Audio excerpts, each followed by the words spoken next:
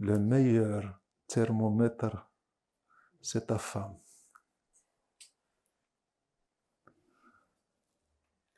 C'est l'éternelle insatisfaite.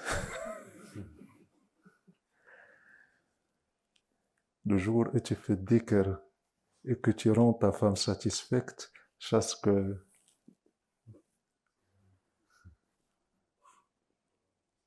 quand la sœur me dit que mon mari, il a complètement changé, là je dis Alhamdulillah. Et quand le frère me dit, j'ai vu les anges et j'ai vu les lumières, je dis miskin.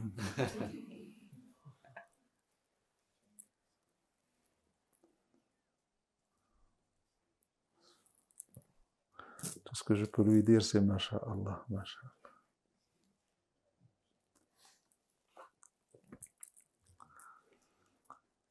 Ce que je viens de vous dire, tatouez-le sur vos peaux.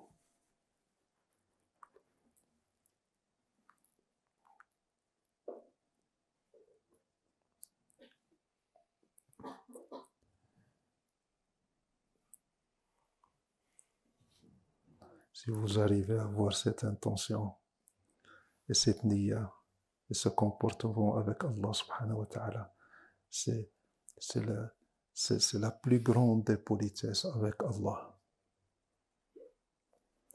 Faire parce qu'il l'a demandé et n'attendre aucune contrepartie.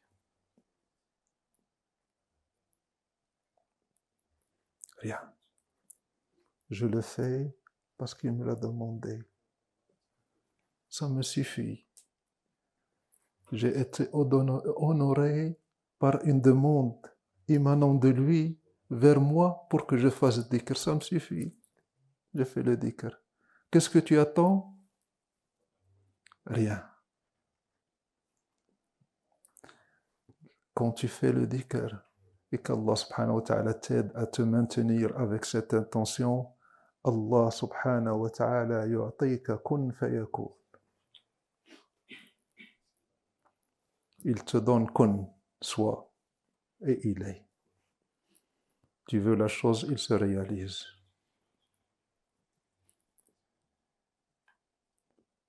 Il te la donne.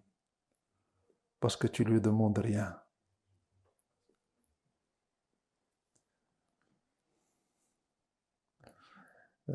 C'est l'oncle de Sayyidina Nabi sallallahu alayhi wa sallam. Quand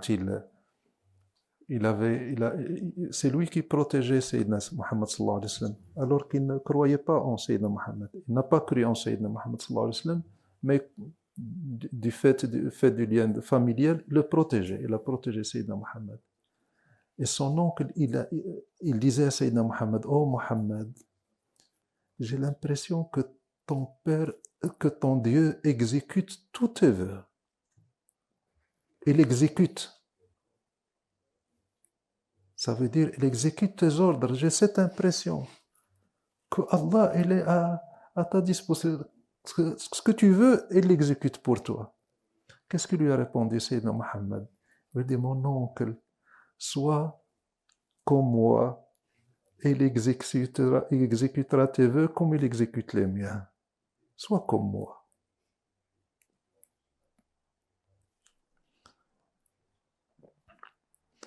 Donc,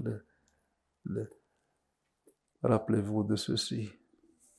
C'est faisable. Pourquoi vous faites le dhikr? Hein? Parce qu'il a demandé. Pour ça que à chaque fois que quelqu'un te dit faire dhikr, et tu vas voir ça, et tu vas ressentir ça, et tu vas voir des lumières et tout ça, sauve-toi. Sauve-toi.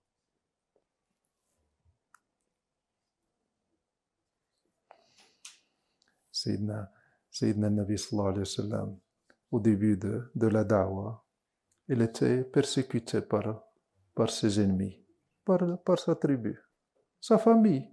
C'était ses oncles, ses cousins et tout ça.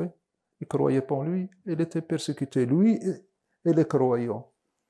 Un jour, Sayyidina Nabi sallallahu alayhi wa sallam, il était assis.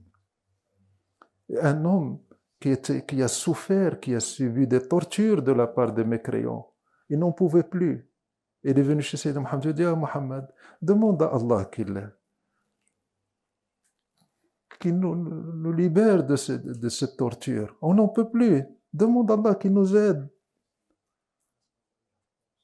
Et Sayyidina Nabi sallallahu alayhi wa sallam, sa couleur a changé, il est devenu rouge, il s'est redressé. Il n'a pas voulu faire dua pour lui. Alors qu'il demandait quelque chose de légitime. Il n'en pouvait plus de la torture des mécréants. Sayyidina Nabi sallallahu alayhi wa sallam, il s'est redressé, sa couleur a changé. Il lui a dit, cette religion atteindra l'Orient et l'Occident. Et le croyant pourra voyager de l'Orient vers l'Occident sans qu'il soit dérangé par qui que ce soit. Ça veut dire que la paix régnera sur la terre. Mais vous êtes pressés. Vous êtes des gens pressés. Vous attendez les résultats vite. Et il n'a pas fait de dua pour lui. Il n'a pas fait de dua pour lui. Il n'a pas fait la demande à Allah. Pourquoi? Parce qu'il y a des règles, des lois. Il faut avoir la politesse avec Allah. Quoi, toi, tu étais noyé dans la débauche et dans les péchés, et tu viens et tu dis, Alhamdulillah, je viens chez Cheikh, apprends-moi dès que je veux faire l'engagement, je fais toujours tout de suite les grands mots. Alors qu'il ne sait même pas ce que c'est. Et là, je veux l'engagement, je veux le bay'a, je veux le pacte, je veux, bismillah, assalamu alaikum, elle rentre, il fait le dhikr. Et 3 jours après, Cheikh, ça va pas. Oh, ça va, qu'est-ce que tu veux?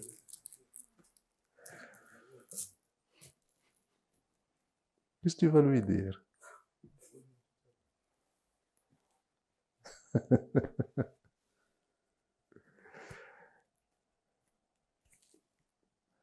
La ilaha illallah.